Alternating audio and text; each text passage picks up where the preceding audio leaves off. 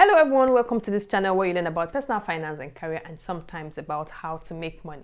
And today I'll be talking about how investing in the stock market works. I'll be taking you through step-by-step guide of what you need to do, what you need to consider in starting investing in stock market as from today. Okay, so before I go ahead, I already make some videos about this topic, but it's on another level, and this particular one is going to give you even more technical details and open your eyes further to the things you need to do, the structures you need to put in place to actually start investing today.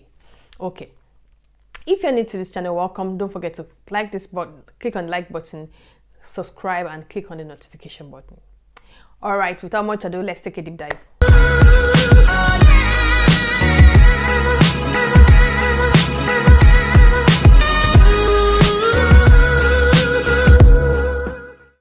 So welcome back. The first thing you want to do or you want to ask yourself is, why are you interested in investing in the stock market? A lot of people are interested in investing in the stock market because of three reasons. First, because of the income. The stock market can make you or money. Yes, the stock market you can gain money from it if you invest at the right time. If you buy a stock at the right time when it is cheap, like undervalued, and you stay through the course and the price change, yes, you can then sell and recoup income back.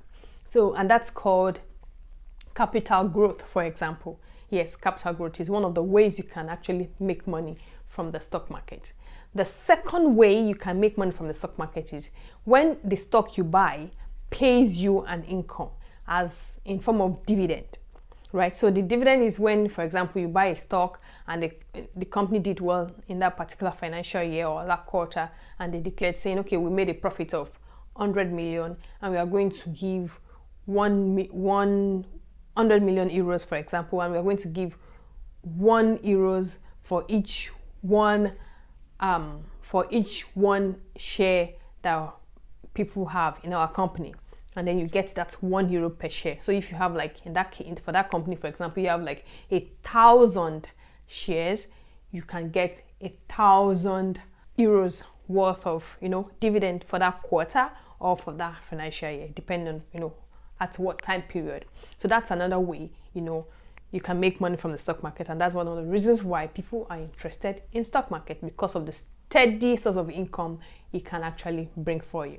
The third reason why people invest in the stock market is because they want to, diversify their portfolio. There are different ways and different tools that you can use to invest today. You can invest as an angel investor, as a venture capitalist, investing in the real estate, invest in, for example, buying businesses, turning it over. There's so many ways, in fintechs and agri-techs, there's so many ways you can invest today. But stock market, has been there for decades now and has been proven and tested. Of course, there are ups and downs, there are bull markets and bear markets, but it has been proven over and over again, and people just want to diversify their investment, and that's why they want to invest, and that's one of the reasons why people want to invest. Okay, so you have to determine what is your own why. So the second way you want to look at this topic would be that, what do you have to start with? Right now, when you're thinking about investing in the stock market, you don't have to have like hundreds of thousands to start. You can start with as little as €100 or $100, whatever amount of money you have currently, you can start with it. And today, because we have a lot of online brokerage companies, it's even easier. It makes it more accessible. And you know what? So many companies, so many banks, offer brokerage accounts to their customers. So maybe you want to even ask your local bank to say, what are the investment accounts you have that I can invest in? So of course, talk to your banker. Anyway, before we go into that, you have to have something to start with. Like I said, it can be €100, it can be €1,000, whatever it is. Make sure that you have something to start with. You cannot invest in the stock market with €0 or $0. No, you have to have something. And that's why, so maybe you want to look at your income to start using to invest, or maybe you do one little side also, just have that something extra to put into it. You need money to be able to make money. And that is the second thing you have to be aware of when you think about how stock market works. Be aware that you can start small and grow big, right? So when I said, what do you have? I do not expect you to have so much, like huge. And if you're a starter, I would recommend that you start with a small amount, because you are new and you're not so aware of what's going on. And you will learn. As you do more, you will learn. And that's why you should just, start small and then grow big. Now, the second thing you would need to, or the third thing you would need to now do would be to get a broker. I mentioned that you have an account, your private account or your checking account or savings account. Go to your bank and ask them, engage them and say, what, do you have, investment products that I can, or investment accounts that I can use to make some investment? And they would be more than happy to share with you what they have, right? So that's the next thing you have to do. You have to find a broker. And the least level you can do is to ask your bank. Now, if you don't want to do it through your bank, there are a lot of brokerage accounts out there today, or companies out there today that you can invest through as your broker. So for example, you can use eToro. I made a video about eToro here, and I will drop the link in the description below. Go there and see how you can actually set up an eToro account and see how you can interact with their interface. It's quite easy. You can use what's it called, Trading 212. It's also a very good app. You can use Trading Republic, and there are a lot of them out there that you can actually use, especially if you're in this part of the world, you're in Europe, or you are wherever you are. You can use Robinhood if you are. I think it's one of the most popular ones, especially in the US, in North America, and that part of the world. So get a broker. Now, there are key things you need to be aware of when you're looking at a broker. Go online and search.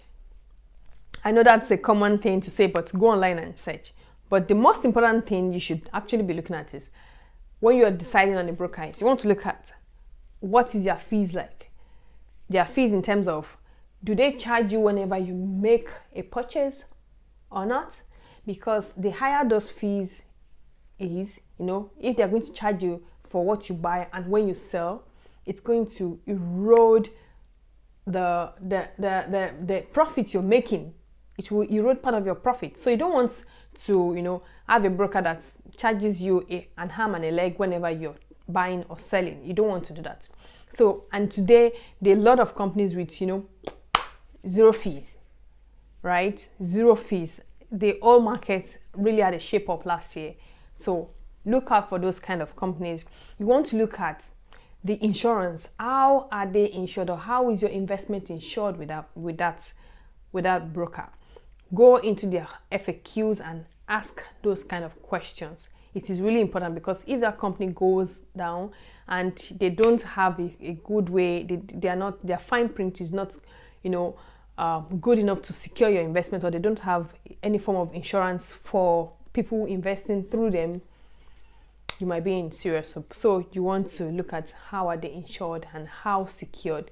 The third thing you want to look out for in a broker is, what are the kind of product they offer. Do they just offer stocks, or they offer, for example, mutual funds? They also offer ETFs, or they also offer currencies. They also offer cryptocurrencies. For example, eToro offers all of these things, and I'm sure there are some other applications out there, or some other brokers out there that have that big portfolio of things that you can buy from. So you want to look at what products do they offer, and you also want to look at how many people, how popular is that platform? Are people using the platform? What is the feedback?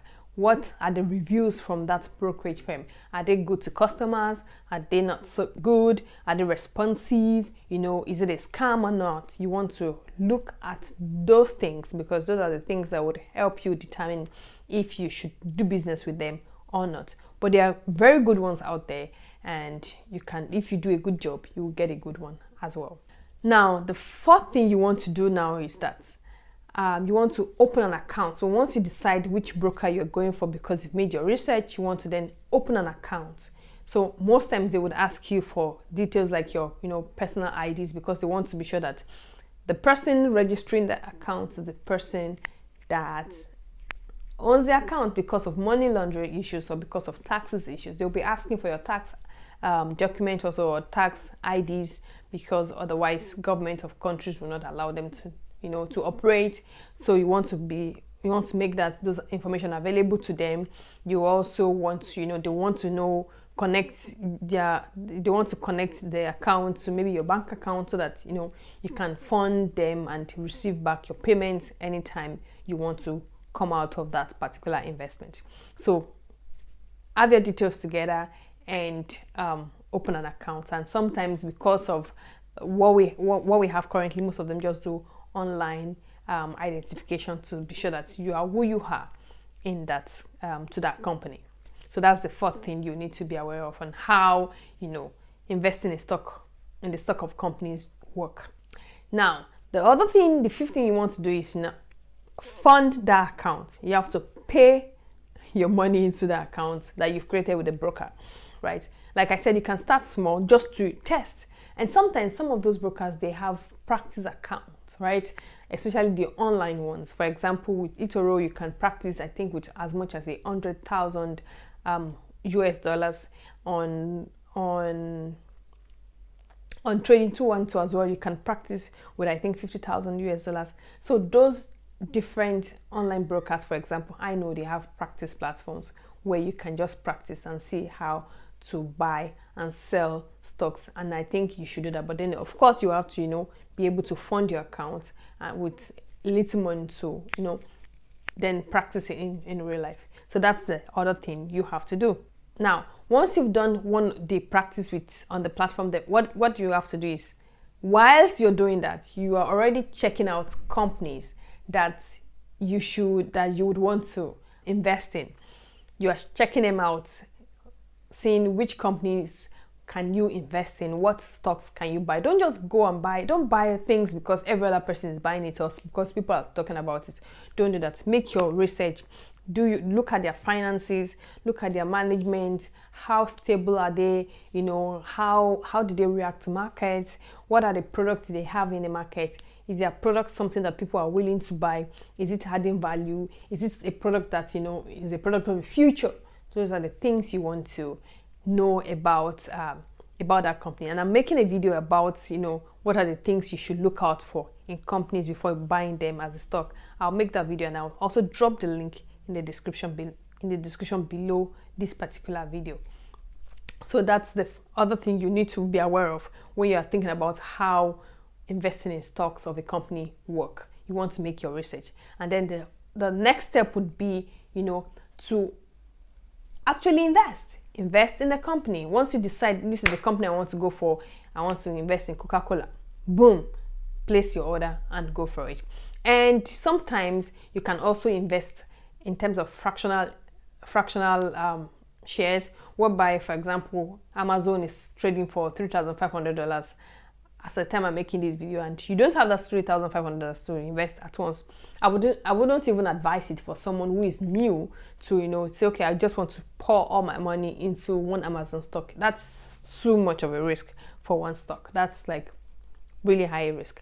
So you can just buy a bit of Amazon, maybe I don't know, depending on how much you have, but just buy a fraction of a particular share and you'll be fine. And I know most of these brokerage firms I mentioned, they actually offer this possibility. Now, the next step, I think that would be the 8th step now, would be, once you've done that and you are happy, you've gotten your first shares and all of that, start to think about how to make that process constant. So set up a system whereby every month or every week or bi-weekly, that you are paying into that account, because then you can compound your investment and then take advantage of average cost of stocks, because sometimes the stocks will be high and then you have to buy at a high price, but then sometimes it will be low and you can buy at a lower price, and then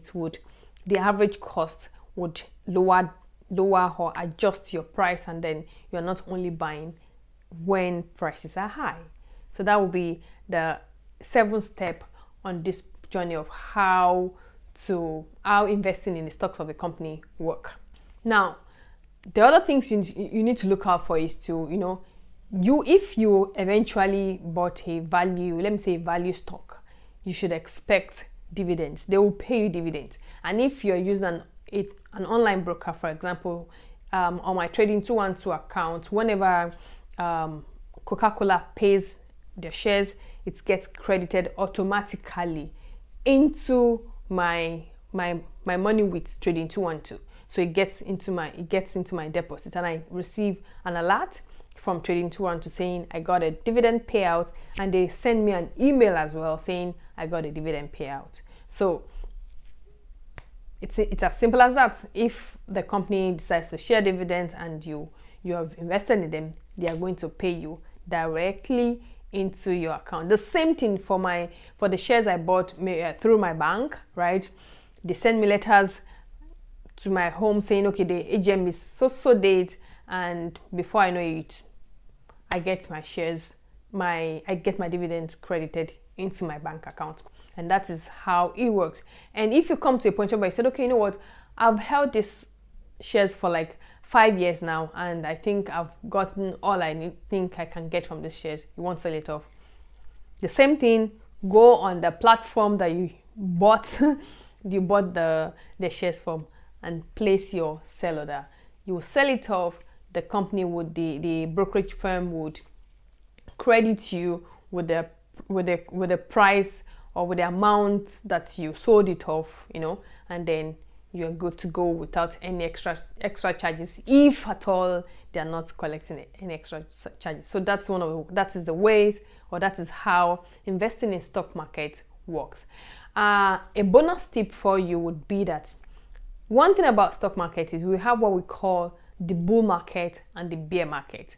The bull market is when prices are rising and you see the graph is green and green and green. That is what is called the bull market. And why is that so? Because there's a lot of confidence in the market. Maybe there's some kind of regulatory thing happening that would that people feel, okay, things are happening very well, things are going very well, the market is optimistic. Maybe a company is declaring positive results, they're showing their growth, they're bringing out new products, and everybody's pumped up, and there's a lot of sentiment going into it, right?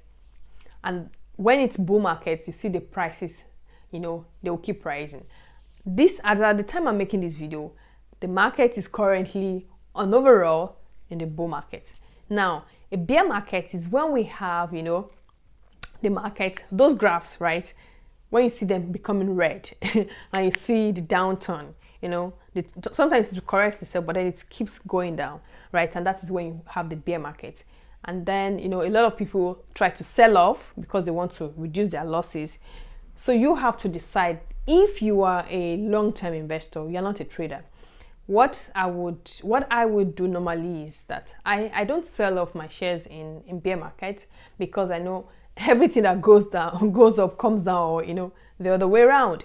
And it's a market. People's sentiment are in there and all of that. And an example here would be, look at what happened last March of 2020, when when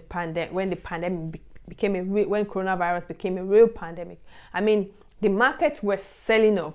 Within a week or within days, the whole market dropped. The S&P 500 dropped like 30% or even more, like, because people were afraid. There was panic sell-off and all of that, right? So people who sold off during that time, some of them lost money.